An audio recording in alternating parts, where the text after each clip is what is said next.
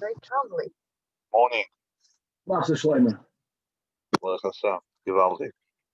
A young father.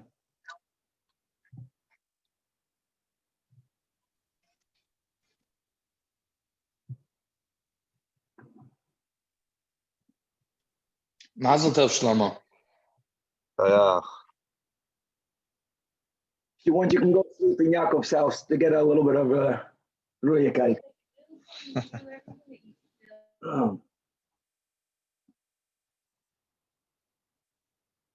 All right. This is good. With the help of Hashem, we are learning ERUVIN Daf Pei Hey. We are in middle of the sugya where we have two different areas, two chatzeros, both of which have access to a third area. So we learned that if these two areas, if Chatzer Aleph and Beis did not make an eruv with each other, the fact that they both have equal access to the third area, that this allows either of them to use the third area unless one's access to the third area is halachically considered easier than the other, then the third area is given over to the one who has easier access. Now we're going to introduce another nuance in the sugya, and that is what happens if the only way that both Chatzer Aleph and Chatzer Beis could access area Gimel is only derech avir, only through the airspace. Now, when I'm standing on the ground, like we had in the beginning of the sugya, two chatzeros, a wall in middle, and we're speaking about, can I be ma'alin on top of the wall?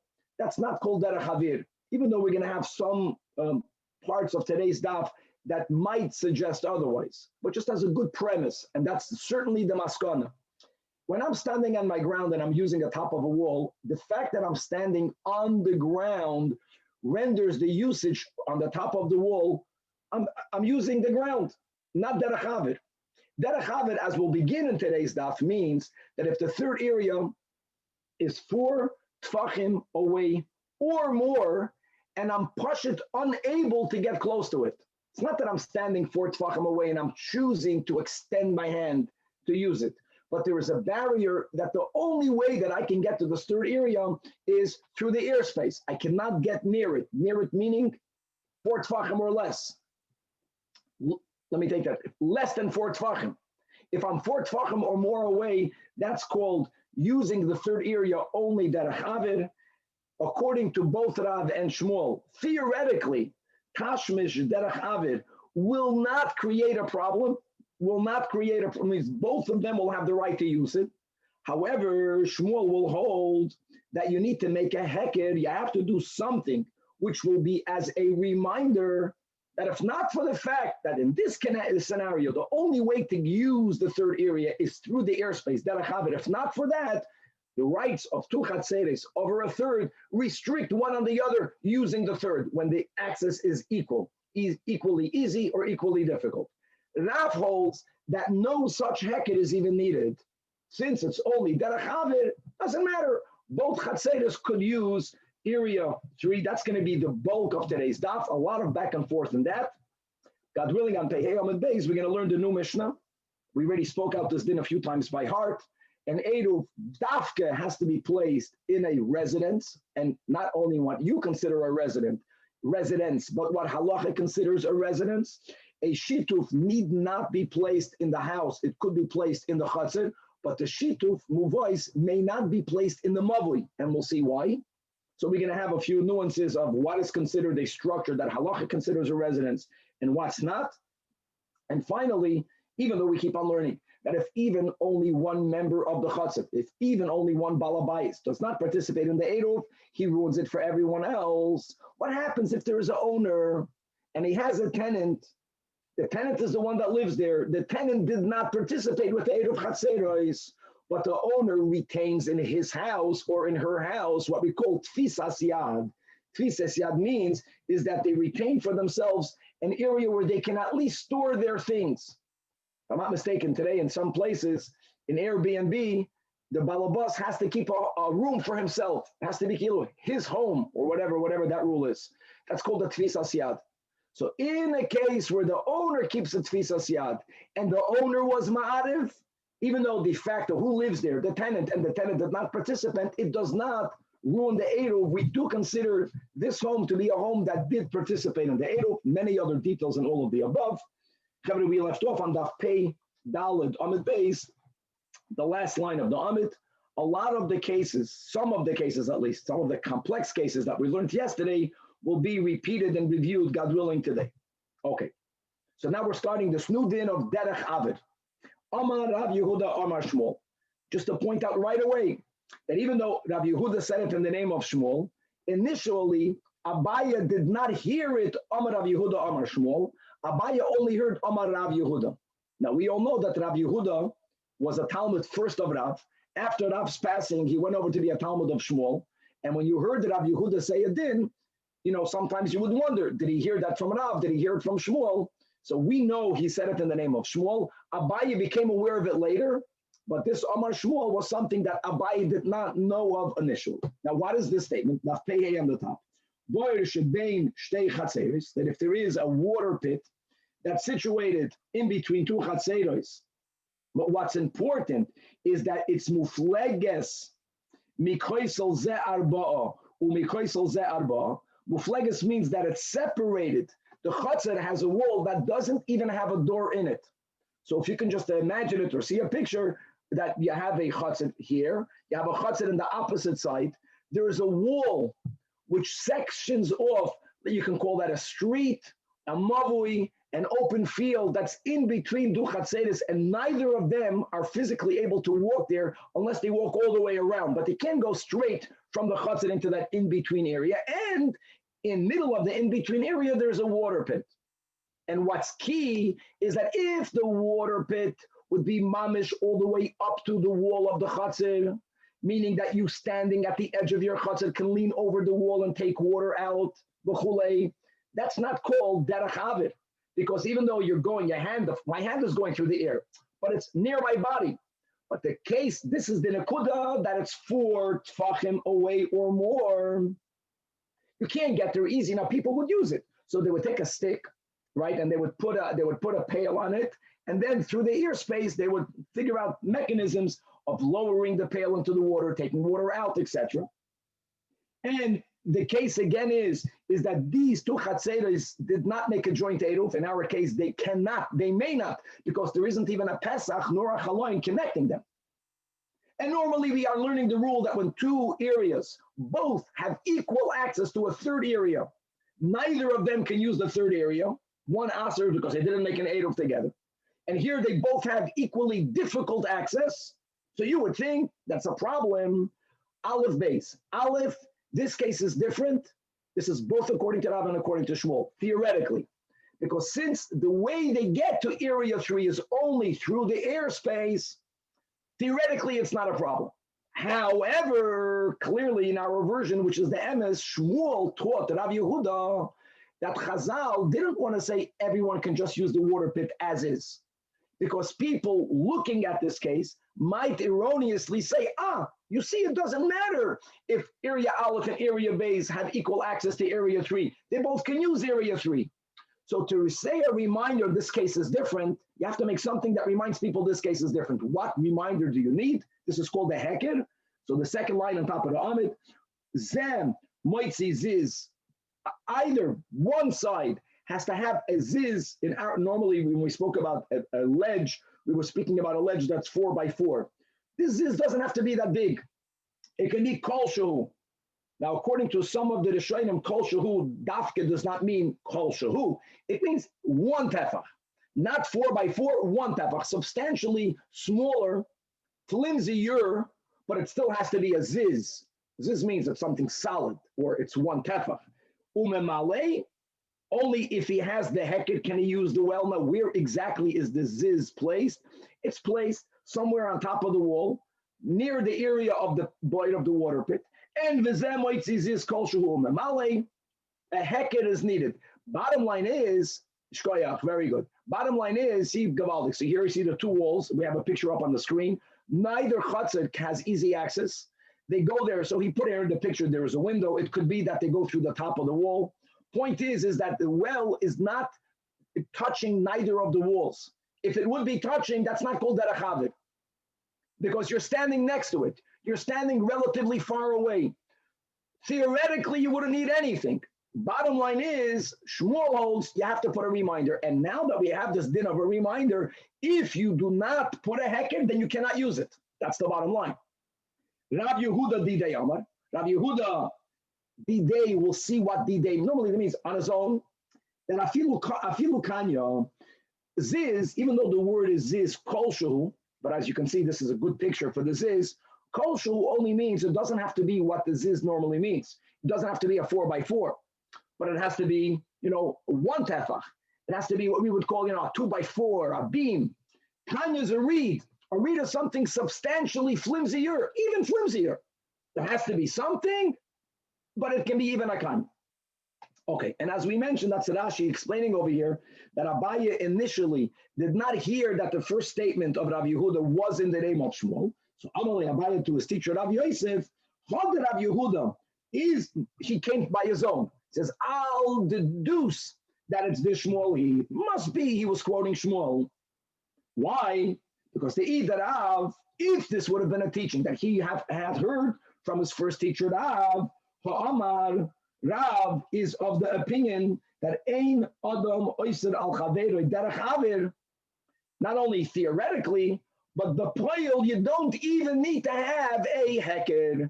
You don't even have to have some sort of adjustment, which serves as a reminder that in other cases, two areas do prohibit the third area on both of them when they have equal access. Now, okay, so the Gemara wants to know, before Abaye found out that Rav Yehuda said it in the name of Shmuel, Ude Shmuel Mehecha. Where did Abaye know that this is at least the opinion of Shmuel? We're going to see in a moment where Abaye knew that this is not the opinion of Rav, but let's begin with Shmuel.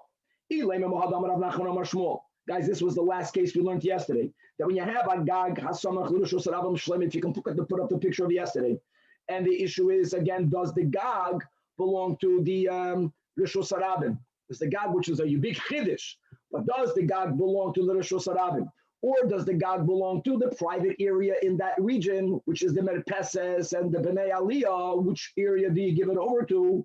And indeed, it was said in the name of Shmuel that you need a sulam kavua lahatiroi. When you have a fixed ladders going from the Aliyah, if you remember the picture from yesterday, into the Gag, when you have a ladder going from the Merpeses, okay, he doesn't have this picture, does not have a ladder going from the Merpeses to the Gag, fine. When you have a ladder that's fixed going from the Aliyah to the Gag, only then do we say the Gag belongs to, the Gag is being given over to the private Bnei Aliyah, because it's Pesach, Lezeba Pesach, Lezeba Zrika. Oh, and let's add another detail, and that is what Rashi says over here, that the Havamina of Abaye is that people don't build roads the way you have it in the picture. That was the Havamina. Can't be, you can leave the picture up, that the road came all the way up to the Gag. Can't be. Because you're kidding, when a Gag is only 10 Tvachim, guys, 10 Tvachim, like I mentioned, there's 32 inches, 39 inches max. Rishus Harabim, you're going to lose your whole Gag. The Gag will be swallowed up by the Rishus Harabim. That was the Havamina. That it wasn't like in the picture. Abai says it must be that there was, Rashi writes over here, that whenever people built a structure right near the Rishus Harabim, I'm reading Rashi probably like 10 lines, 8 lines, 10 lines under the Gemara, right, in the medium-sized lines of Rashi. Rashi says over here that for sure that they built a fufe. A fufe would be like bumpers. they would build some sort of barriers, not allowing the people on the street to have to be able to come so close to the God. For sure, they did that. Now, one second. Based on that premise, if they did that, hold on. And if it's 4 tefachim away, which is the Havamina, why would you b'chlal give the Gag over to the Bnei Reshus Harabim if the only way they can use it is derech havir? Because if they have a barrier disallowing them coming 4 tefachim or more closer to the top of the Gag, then it's taka derech havir. And therefore, let's go according to Rav. And therefore, why would you even give it to them? So that's a raya. That what? Let's read inside Rashi. Koren Publisher, the Eloi b'nei Reshus Harabim, the Eloi b'nei Reshus Harabim also over derech havir. She'ein gag zeroi l'tashmishan elam kein zarkan olav shum davar. The stam Reshus Harabim iki afufei samach yisalom al karchon is a raya that what?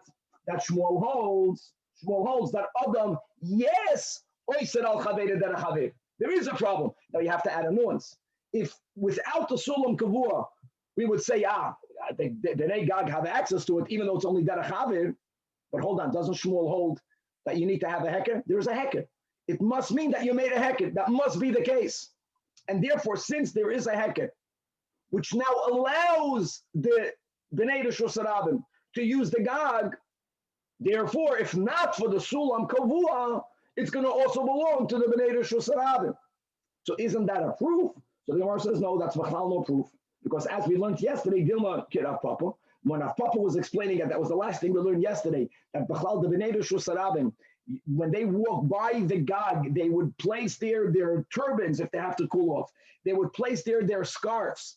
Not the way we have a Havamina that the Reshus Harabim does not go all the way up to the Gag. And maybe it does. And if that's the case, which is the case of the picture, it has no relation to our sugya. Our sugya is learning about a scenario where area 3 is only accessible derech havir, not in the case that we just quoted. Ella baitit, Ella maham. Now, so Abaya made that statement, and then actually Abaya discovered, as we just learned today, that Amar Rav Yehuda Amar Shmuel, that Zeh Moitziz is Kol Shumamali, Zeh Moitziz is Kol Shumamali. Says Rashi, Abaya now found out that Rav Yehuda said this explicitly in the name of Shmuel. So you see from over here that if not for this is Tama da Apik, Halei Apik, but if not, Omrinon, not like Rav, theoretically, Adam, Oiser, Al Chavedoi, even though the only access is Derech Avir. Now Rashi adds something very interesting. Okay, now that Abaya knows that this was said in the name of Shmuel, Abaya still has an inquiry that is not resolved. And here's his inquiry. What type of heker do you need? That is what he was speaking about. So Shmuel spoke about a ziz. And I know Shmuel uses the word ziz, kol shahu. But then Rav Yehuda said, the day, right, that's what the Gemara says, afilu kanya. What Abaya didn't know is, what did Rav Yehuda mean to say? Did he mean to say that Shmuel needs a ziz, dafka, anything flimsier than a ziz is not a heker? And Rav Yehuda is arguing, so to say, with his teacher and saying, no, that even a kanya suffices. Or when Rav Yehuda said, afilu kanya, Rav Yehuda was clarifying the shita of Shmuel. Shmuel used an example, ziz, but Shmuel said ziz kolshu. So Rav Yehuda maybe meant not to argue with his teacher, but to clarify his teacher. Doesn't mean it has to be a ziz. Even a kanya is also good enough. And maybe that is what Shmuel meant with the words kolshu. So that is now at least a clarification. No one debates. This was said in the name of Shmuel. Ziz or kanya, there's a doubt whether ziz or kanya is a machlokas hamoraim, or whether Rav Yehuda is clarifying shitas rabbi. Now, when Abaya, before he knew that this Amar Rav Yehuda was in the name of Shmuel, when he on his own said it can be in the name of Rav, because Rav holds that even without a heker, if the tashmish is only derech avid, it does not prohibit uderav mehecha. Where did Abaya know that shitas Rav? So ilema, and now again we're going back to a case that we learned yesterday, the top case in Daf Pei Daled Amud Beis, which is really a Mishnah in a few days, Daf Pei Zayin, from the Shtei Gizus Terois, when you had the 2 balconies. Zulamaylam is, again, if you can put up the picture, one above the other doesn't mean one directly above the other. It means that each one can build a sukkah on the porch, but one is on a higher level than the other, but on its side. So the bottom one going to the top one has to travel a little bit horizontally and vertically. Now, what we did not clarify yesterday, even though we have this chiddush of Abaye, is how far are they from each other horizontally? We did not discuss that. Right? When we had the second chiddush of Abaye yesterday, was that one is vertically within 10 tefachim of the other. We spoke about their distance in the height, that they're not that distant away vertically. Horizontally will be introduced right now. If because of this Mishnah, and the Mishnah says that even when that even when the top one made this Shabbos, it's like a Shabbos Eruv, a Shabbos Mechitza, which is in the picture, this box that was put under the Gezustera, and like we mentioned yesterday, doesn't have to be put under, it can be put above. Once you use the instrument, the halacha l'maisha mesinai, that good achis mechitza, as long as nothing physically is interrupting it, it's ki'ilu, the mechitzas go into the water to the bottom of the ground. All the water underneath it is in Eireshus HaYachid. But the Leyasa mechitza latachtoina, since balcony Aleph and balcony Beis both have access to this water contraption, one asers on each other, shtei masurais, ache ya'arvu. So says the Mishnah, and on that, that's only if they're near each other. Now, bimufleges means not vertically. He's speaking now about horizontally. If it's mufleges arba'a or more, that means if the horizontal distance between one and the other is 4 tefachim or more, even though they both have access, nevertheless the Elyahu can use it. The Tachtoina cannot, because there's no Eruv. That's not related to our topic. But what separated them? They both have legal, this is a setting where both have access to the pit. They both have the rights to use it. So you see over here that the fact that the Tachtoina could use it, since it's called Derech Avid, again, Derech Avid because it's 4 tefachim or more distant horizontally, that is the only reason why the Elyahu is muteres. So you see from over here, that's where Abaye knew that Rav holds that if the use is only derech avid, it does not restrict. The Elyahu is muteres. Says the Gemara, and Abaye could not have used this statement to know, which is the emes, shitas Rav, because there is another nuance, and that is Dilma Shani Hacher. Aside of them being distant horizontally, don't forget, they're also distant vertically. In other words, let's go back to the beginning of the sugya. Whenever 2 chatzeros have access to a third area, if the access to one of them is easier, it's given to the one that's easier. Over here, clearly, if it's not only a problem of it being 2 balconies and one being vertically above the other, if it's also horizontal, distant one from the other, 4 tefachim or more, it just makes the access to the bottom one much more difficult. So that's why they don't disturb. Even the Lazam, to the guy that's living in the bottom balcony, or to the people that are on the bottom balcony, you have to have 2 movements. You have to have a zrika movement. Here, the zrika movement, I understand, it's not about the upward, as we learned until now. Zrika means you have to go horizontal. And the shilshul, then you have to go vertical. In other words, there's 2, you have to both bridge the gap of horizontal and bridge the gap of vertical. And was that to the guy who's using the top, only the shilshul. So maybe the reason why Rav says that we're in a muteres is because this now became and lav dafka, from here you can prove that Rav is of opinion that you don't even need a heker, that kashmish, derech avid, b'chlal does not asid. Elam, which is correct. From where do we know? Shitas Rav. So now, finally, we're learning of some new case. If you have a picture, that will be great.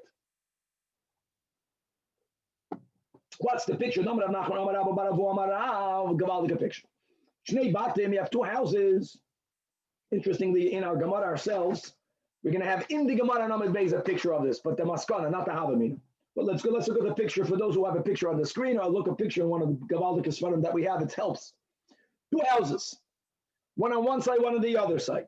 One thing you can see that each house has a window going into the churva. Now, one important nakuda. when my reshus and your reshus are adjacent, generally the rule is we have to make an eruv.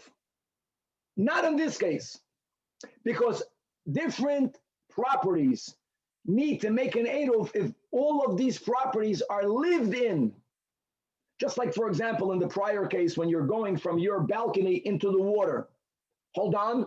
And so we said, the water is no longer a kadmolis. You made that halachic mechitza. The water's become a reshus hayachid. So what? It's not my reshus hayachid. Why don't we say carrying from one reshus hayachid to another reshus hayachid is prohibited by takana shlema hamelach? We don't say that because no one is living in the water. If no one is living in the water, the concept of being ma'arav is not needed. So that's a very important point. If not for the fact that there's another house also going into the churva in the picture from the other side, just me going directly into a churva is not per se problematic. Here it is problematic. Why is it problematic? Because as you can see, both of these houses have access to the churva. Right now, the key here is that it's three. Three of them means not only are they three, but very importantly, like Rashi says, like you have in the picture, the original walls inside the house that separated these three cubicles, those walls are collapsed now. So it's three, we can call them three areas, but one goes with the Pesach into the other. So you have one churva that's adjacent to a house on the right. You have, according to the Havamina, another churva on the opposite side that's adjacent to the house on the left. And then you have an in-between churva. Now, let me just take it out by heart. When I'm standing in my house, let's say I live in the house on the right, my access to store my stuff in the churva near me is not called derech avir. Again, I am going through the window. It's not 4 tefachim away.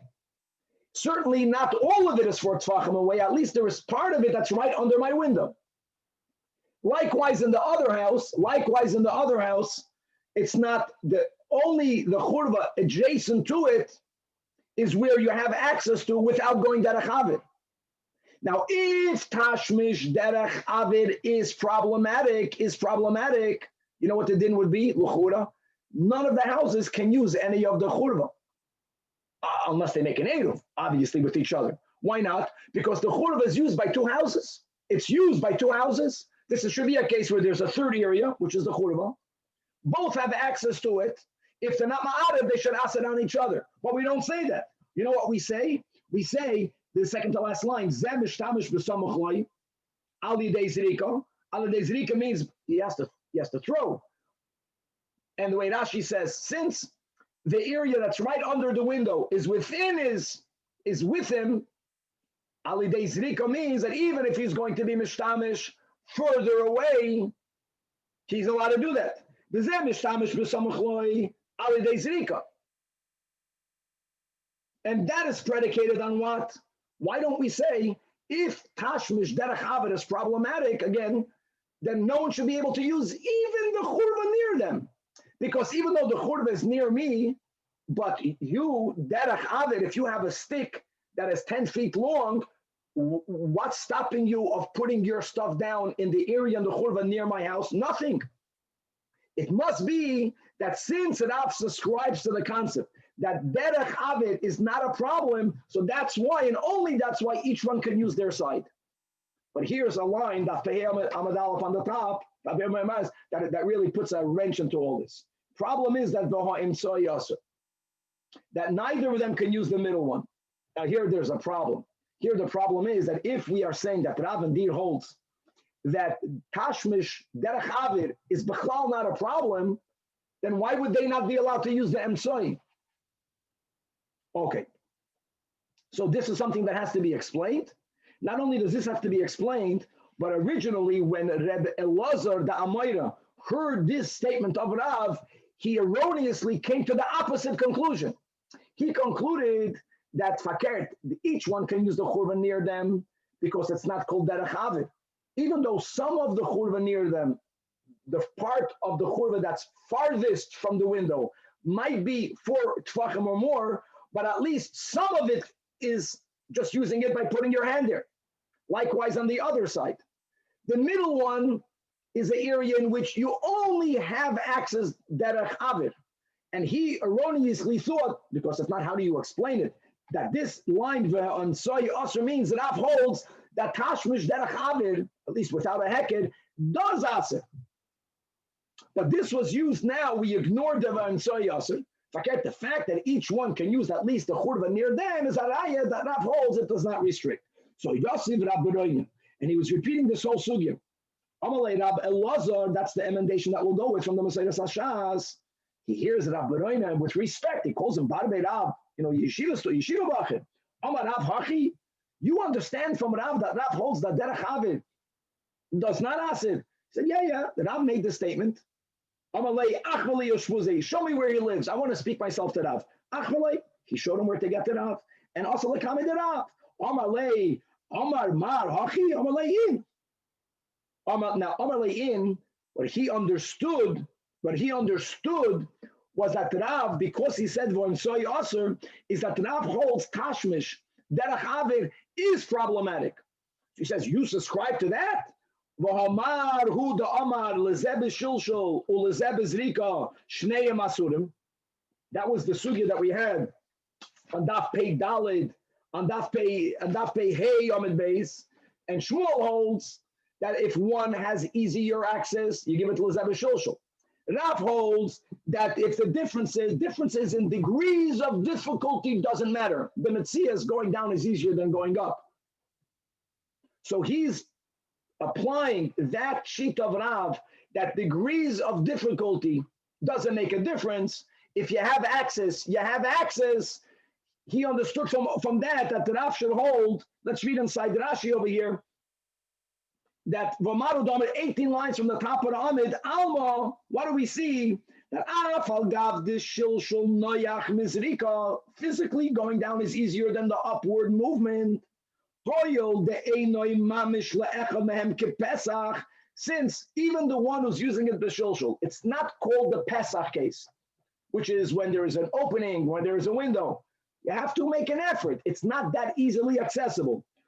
It answers on each other.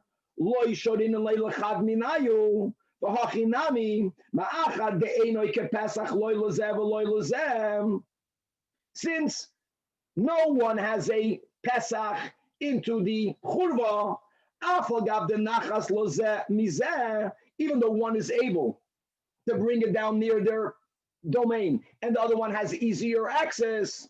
Once you said V'emsoi is aser, which again, Rabbi Lazar erroneously thought from that Rav holds that Tashmish Avid does aser. So say even more. Once derech avid asers, even the one churva that's nearest to my window should also be aser for me, because the other one has access. Now the other one has access only derech avid.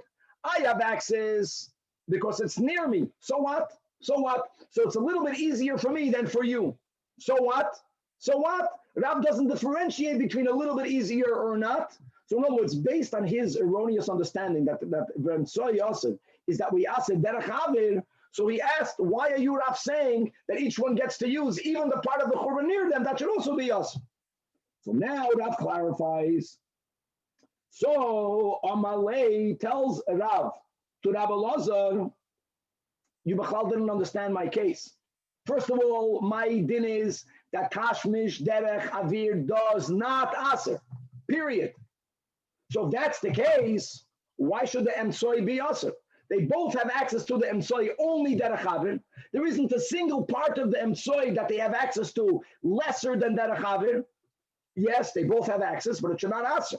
So Amalei Nisav Rav Dekaime Keshura, my case was not where the three churvas were in a straight line like we have in the picture until now. Loi. My case was Dafke Dekaime Kachatsuva. It was like a tripod. What's a tripod? So here, very good. So here we have on the screen, we have on the Gemara, the picture on the screen is easier to understand.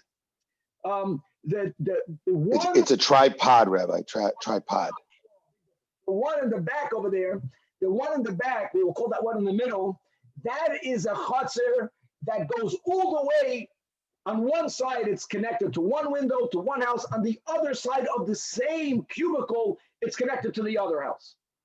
Now, I know that the moment you go 4 tvachim or more away from the window, that part of it is derech avid. But there is also a part closer to the window that each one has access to, not derech avid. So that is the bottom The bottom cubicle is your classical case. It's a third area. Both bias aleph and bias base have equal access to it. So if they're not ma'ariv, they aser on each other. The middle one, the front one, is predicated on Rav's rule that tashmish derech haver does not restrict.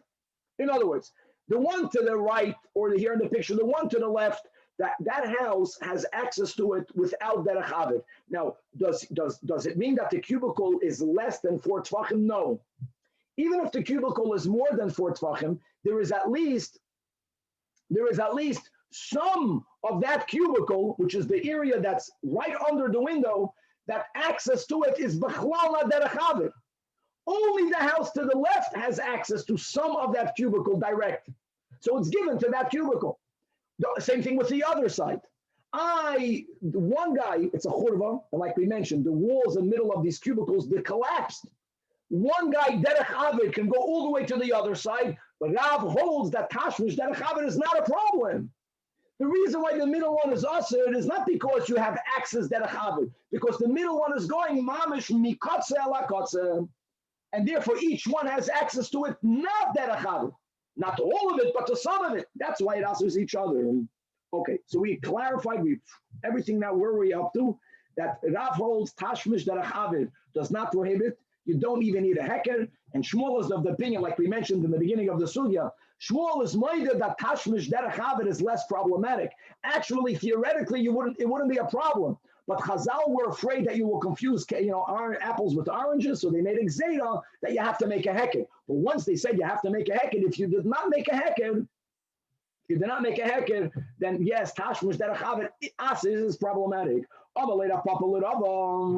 This is going to be a question on Shita Shmuel that holds that derech haver restricts one on the other. Leima Shmuel leisli derabdimi, which won't be the end of the world.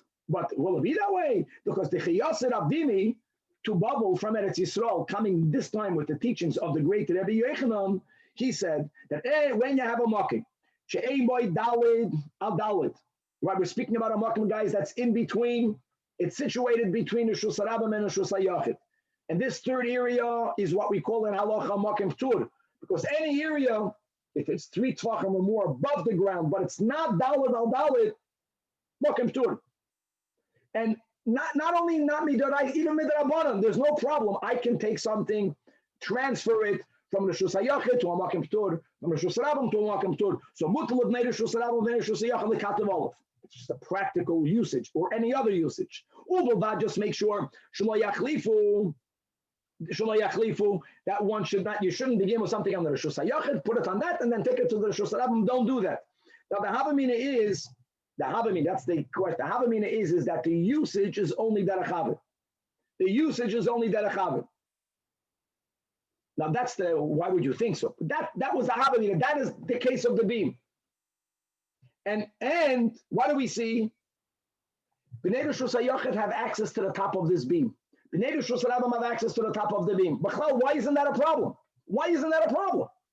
2 areas have equal access to a third area. What's our whole sugya? Midrabanan, they can't use it. Why could they use it? According to Rav, it's not a problem based on the havamina because it's only derech haver. But we'll see over here, it's b'chlal not connected to our sugya. And let's go even on Shmuel. Omar answers the Gemara, answers Shmuel, or the Gemara is pointing out it's not a contradiction one with the other. Hasam Rishuya is deorais. Whenever the tashmish is called derech haver, like we said, even according to Shmuel, theoretically, one doesn't prohibit on the other. You need to have a heker. Ooh, why do you need to have a heker? You only need to have a heker if a person will apply this scenario, this permissibility, and carry it over to another case where it's really asur midrabanan, which is our entire sugya. 2 chatzeros only have to be ma'arif midrabanan, and sometimes people are sadly lenient. It's only a drabanan, so chachamim have to make a chizuk for their din. There's no fear whenever you might carry it over erroneously. The carrying between a Reshus HaYachid and a Reshus HaRabim, that's b'chlal not a problem. That's a divrei Torah, doesn't need chizuk. The shuya is that are da'iraisa. Hachi the shuya is that abanon. So v'chachamim also chizik l'divrei yoysim mishal toiram. In other words, Shmuel also subscribes to step number one.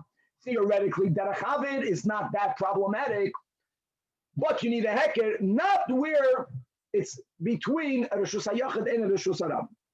Amalei Ravina l'Rava. Mi Amar Rav Hachi. Let's go back to Shitas Rav. That what? That derech avid does not prohibit, does not restrict. You don't even need a heker. Did we not learn? Shnei batim shnei tzidei reshus harabim. This is two houses that are owned by the same person. And Rabba Barafuna says in the name of Rav that also one house cannot throw into the other. Now, what's happening over here? It's going through the Reshus Harabim. If derech avid is b'chlal not an issue, it doesn't restrict. Why would Rav say that?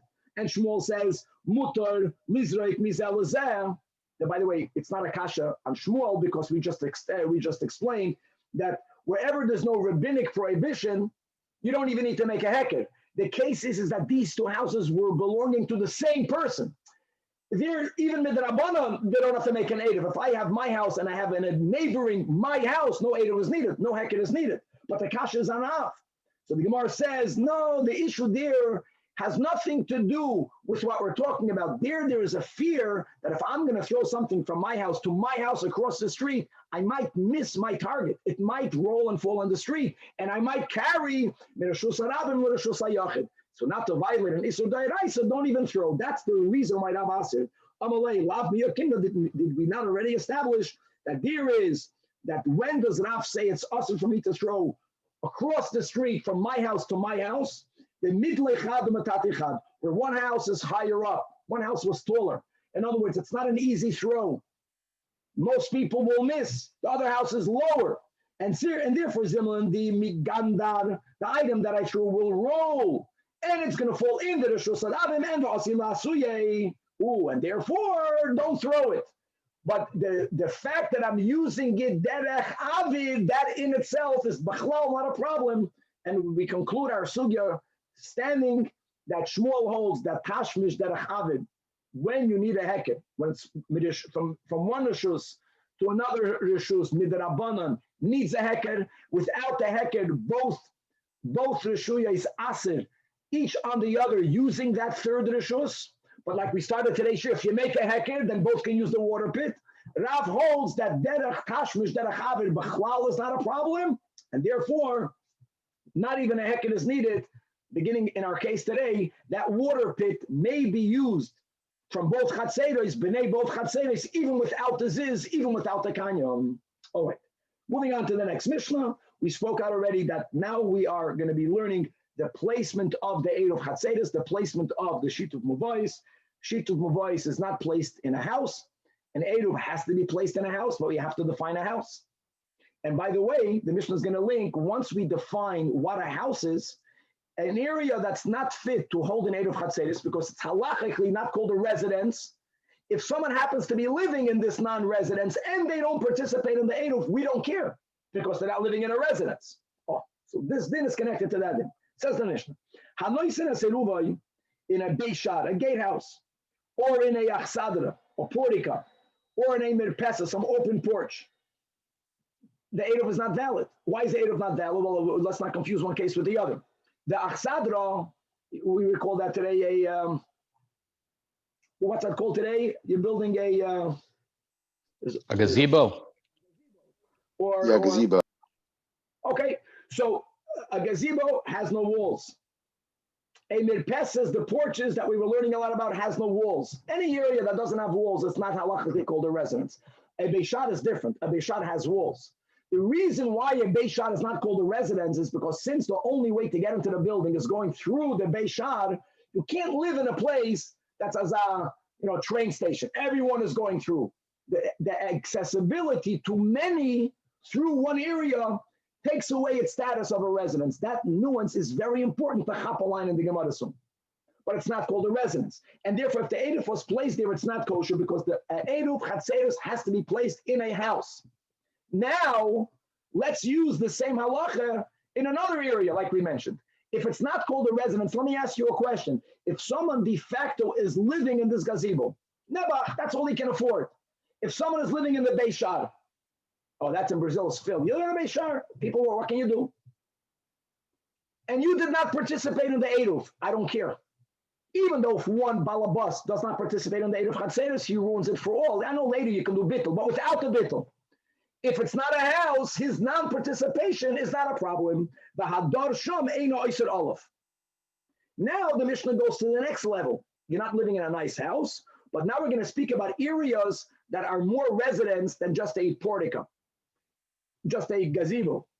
Beis HaTeven is a straw, a house to store straw, or maybe a straw house.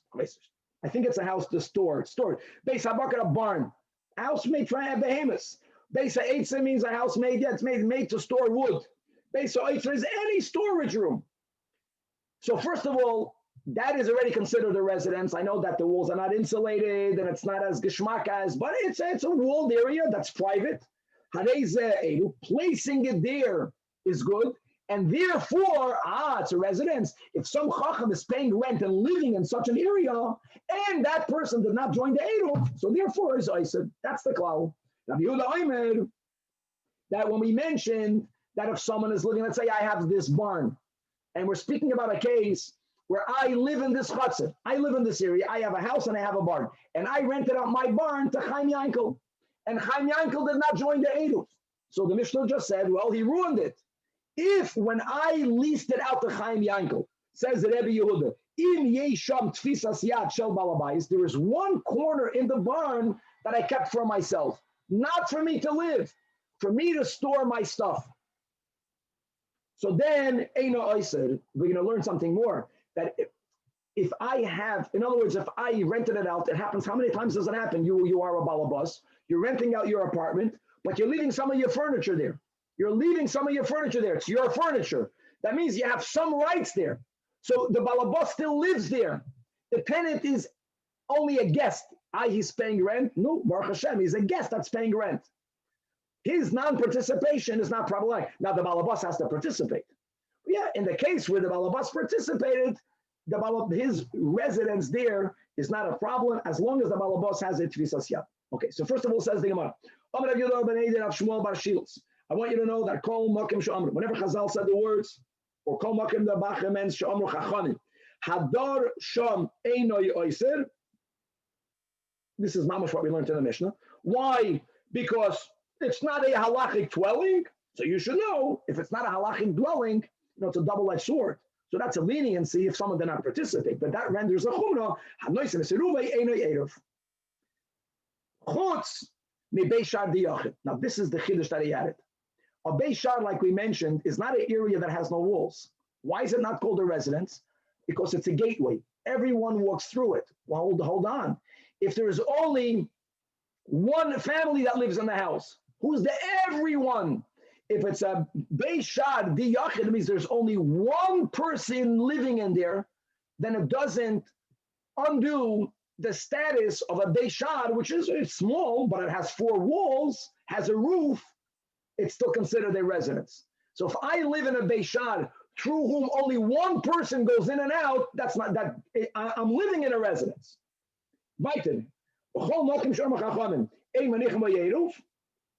You should know, manichin by shituf, you can put a shituf. A shituf muvais does not need to be placed in a house. It can be placed in a chutzner. So I don't care if you're placing it in a non-residence. However, there is one area that even the shituf may not be placed, and that is chutz ma'avir mavri, any place in the mavri itself. The mavri, the shituf muvais, has to be placed in a chutzner. Now, why can it not be placed in a mavri? I'll just give you a heads up. That's because it's so open to the b'neshus harabim, and you're putting food there, it's completely not secured. It's not called place, not secure. It's like living cholent in the shul if it's not locked in the kitchen. Even when it's locked in the kitchen, it's not secure. Shabbos morning, half of the cholent is gone. When you leave it in an open place, everyone takes. Okay. Now, aside of the chutz, he basically repeated the Mishnah. So the Gemara is asking, Michael Mashmal on both dinim, we learned in our Mishnah. Number one, quoting Hanoisin Esrugah Beishar or Nachsadr or Merpesas Eino Yeruv. What does that imply? What does that imply? That implies only the Eruv. Eruv Udeloy Hava, but Shittur Hava. But the Gemara answers, you're right. The bulk of the din was not a chiddush, but the chutz was a chiddush. When he said that Beishar Diyachid, That's something that's not there written in our Mishnah. Likewise, we could learn from inference that you can place a shituf in a chatzar, but you don't know from our Mishnah that you cannot place a shituf muvois in the mavi, that you don't have. So he needed to say va'aver the mavi yitzrich alei, because that's talking about written. Tanyanami hachi, where you could and cannot place a shituf and a eruv, hanoisen es eruve bebeishad or nachsadra or merpeses. Now here's the problem. Or if you place it in a chatzir, guys were speaking about an eruv, or if you place it in the mavui, harei ze eruv. Wow. What do you mean? We just learned that it's not an eruv. First white line. So the Gemara says, no. Harei ze shituf. When he says, and when you place it in a chatzir, it's good. It means the shituf. But still, the next word is not good. But shituf b'mavi loy mintar. You can't place a shituf in the avira chatzir. Now you see why it's not good, because it's not protected. So the Gemara says, Ema, what the Braisa means, this Braisa is dafka speaking about a shituf. And the Braisa is teaching us what we just learned, that a shituf need not be placed in a residence. It could be placed in a chutzner, but it has to be in the chutzner of the smavui. Obviously, you can't place it in another location. Second white line. B'nei Chabura means either they are members that live in the same chutzner, or even more, members that all use the same mavui. Were having fabringing together, and it was Friday afternoon. How are they allowed to eat akasha? Maybe it was Purim Shechaliyas Be'erev Shabbos or whatever. And the Kadosh Alayim Hayoim, and it's getting dark, and they did not yet make an eruv. They did not yet make a shituf. Since they are joining in a meal together, Pasha Ala Shulchan Semchen Aleim, they can use the bread that's on the table for an eruv. Now there's or let's just read, and other people say more. It can even be used for a shituf. Now, what's the chiddush before its placement? They're eating in the chutzit. We'll see about the problem in a moment. But hold on, doesn't everyone have to participate in the bread? So this is a very important sugya. We mentioned a while back that we should not give a gift on Shabbos. Now, how can I have guests eating over in my house? Am I not gifting them that food? And therefore, we mentioned that some people understand that I'm not really gifting them the food. They're eating my food. I'm allowing them to eat my food. Here, it's not so simple. If it would be viewed, if we're making a fabrengen, but you are the host, then it's only your pas. The chiddush, what he's really trying to say is that once you put food on a table for guests, it's considered, at least for the dinim of ERUVIN, everyone owns it. You're giving it to all. So now that this belongs to everyone, this food could be used right now for the eruv, for the shituf. No kinyan has to be made. Okay. The problem here is, what's the two versions, eruv or shituf? But now we understand. Now that we mentioned that a shituf can be placed in more areas than an eruv, so Amar Rabba, that these two versions are not really arguing. If they're fabrengen kan, if they're in a house, so then they can use the pasha ala shulchan.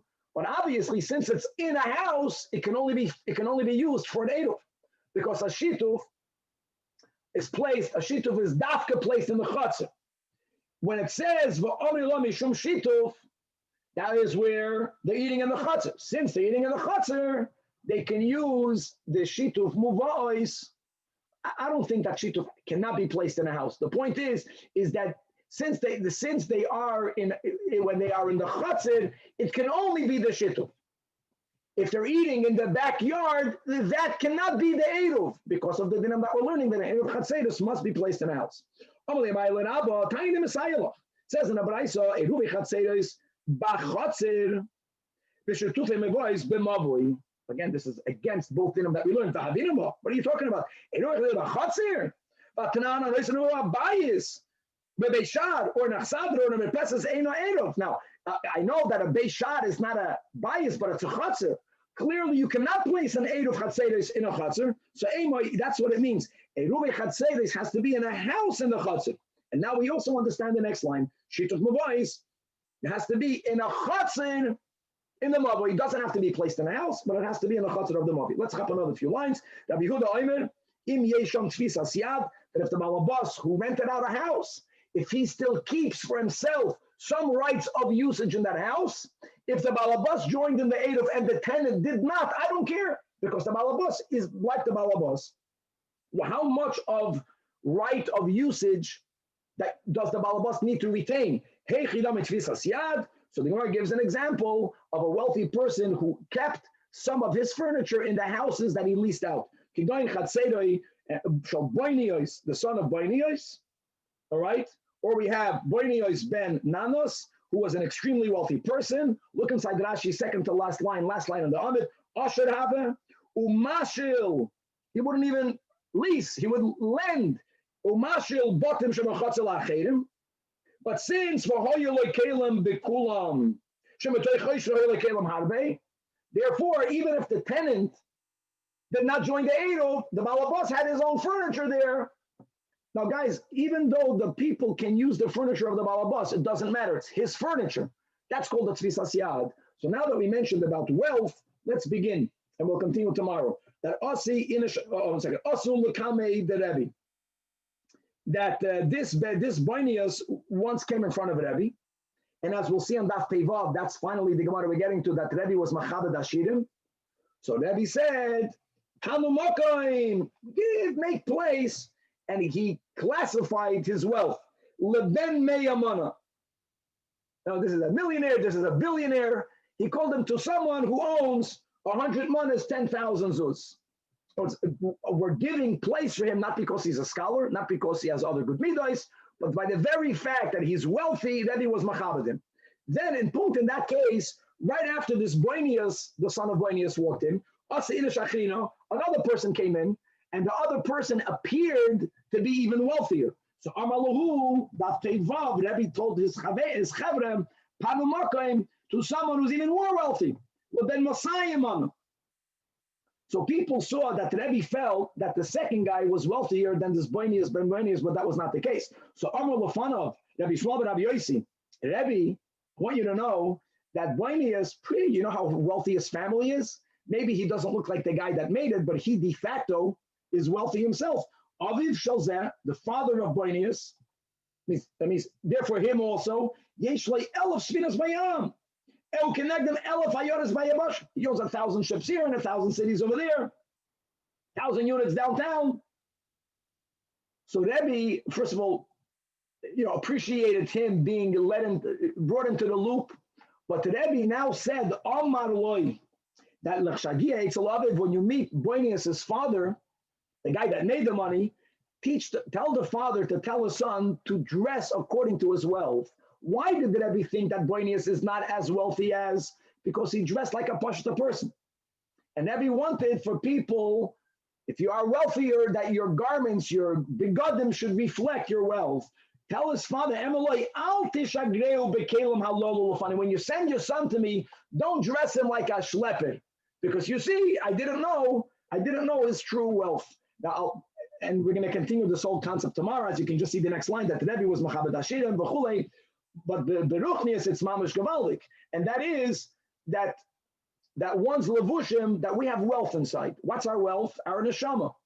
But we should dress accordingly. The machshava diberu ma'isa should be reflective of the wealth that we have, and not we're wealthy but we hide it by not yet behaving accordingly. God willing to be continued. But what's the difference between Rebbe and Rebbe Akiva? Tomorrow. Rabbi, just Shkoyach. Mazel tov shleima. Mazel tov. Mazel shleima. Mazel tov. Mazel tov. Wow, with the baby, that's amazing. Yeah. Beautiful. A few hours after the birth years already is a Daf Yom Shiur. That's the way to do it. That's the way to do it. That's a baller, man. Wow. That's a Belzer. Mazel tov. Mazel tov. Shkoyach, everyone. Shkoyach.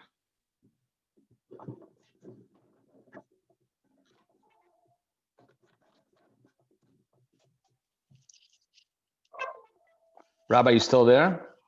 Go ahead. Just a quick question. That idea of Tfisas Yad. So if someone is renting a room in someone's house, so there's no Eruv needed, correct? Someone's renting a room in someone's house, like an Airbnb. They rent out rooms in the person's house, and there's no Eruv needed, correct? So if the owner, let's go with what we're learning right now, Tzvika. If the owner has furniture in that room, the question is, how do you view that room? If the owner has furniture in that room, it's a room in his house. He's renting a room in his basement. He's renting his basement. The furniture is his. The appliances is his. Everything's his. For sure no Eruv is needed. Then in that case, I wonder if there's no if I'm renting out a room in my house, but I'm providing nothing in there? I want to find out about that, Tzvika. That's a good question. Not in your case. In your case, no Eruv needed because you have your own, because the Balabas keeps furniture there.